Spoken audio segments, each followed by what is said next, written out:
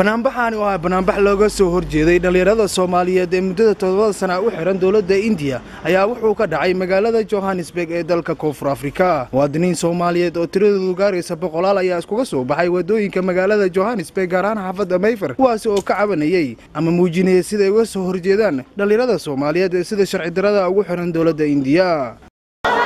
Allahu Akbar. marka ugu horeysa waxaan salaamayaa dadweynaha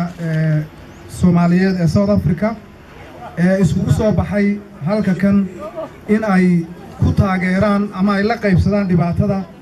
walaalahooga ku xiran Hindiya ee dhibaatadu ay ku haysato. waxaa jirta waxaan isugu nimid maanta in aynu dhibka la qaybsano sidoo kalena aynu sameeyno solidarity ama taageero aynu rabno inay cadaalad ku helaan. hindi ilmaha naga cilmi-aan iyo cilcad ay ka qabatay wadamada markay yimaadaan adduunweynuhu Mareykanka iyo Sacuudiga meel kasta iyo Hindiyo meel kasta wadamada way yimaadaan kalluunka naga gurtaan waa burcadbadeed ma dhahno annaga ilmaha naga cilmi-aan iyo cilcad ugu yimaadaan bay dhahayaan waa burcadbadeed adduunku banaanka naga maro marun baan tabar yeelan doonaa marun baan xoogaysanaynaa marun baan dawlad yeelanay Hindiya wadanka naga waligeed ka ganacsataa si tawayshaday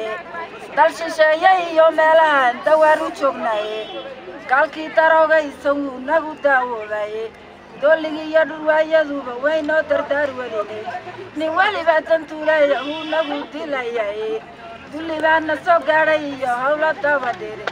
daayimo Allahayo naga dulqaado baaq bixinayaan dhalinyarada Soomaaliyeed oo ku xiran dalka Hindiya anagoo maxaa lahaay oo si loo qiiroonay wallahi billahi waa wax laga qiiroodo oo qofkii dib loo qaxo dib loo dhaqaaqo waxa waaye wiilasha Soomaaliyeed 120 ahaan loo qofsi laba maxay ku dhinteen si dareen ku dhinteen waxaa nool 118 daas lagama go'do Soomaali weyn hadana waan dhamaanay madaxweynayaasha maalin walba dhahayaan hana la doorto yaa loo doortaa dadkii way dhamaadeen ajuusooyinka ma dooranayaan meesha ku xidhan haddana mid ay ka baxayaan oo magaceeda waxyaabaha ayaan darrada ah ee qaranka burburay oo keenay bay ka mid tahay aad baan uga xunahay aad baan uga tacsiinaynaa waxaan codsanaynaa sidii guddoomiyaheena uu sheegay waxaan codsanaynaa nimankaasi faldambiyeedka meesha uu ka dhacay in lagu maxkamadeeyo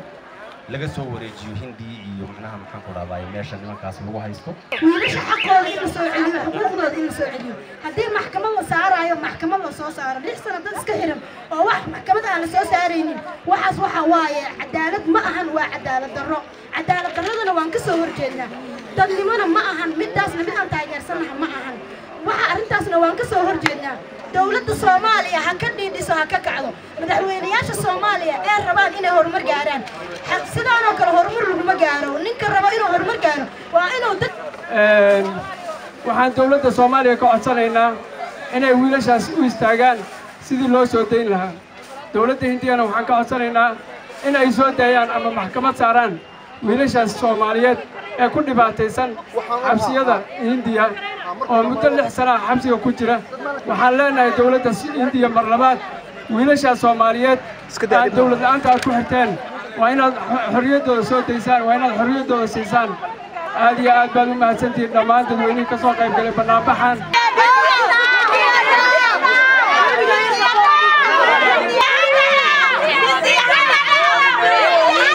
Dirir Sheekh Ahmed Guure telefishinka caalamiga ee Kalsan magaalada Johannesburg dalka Koonfur Afrika.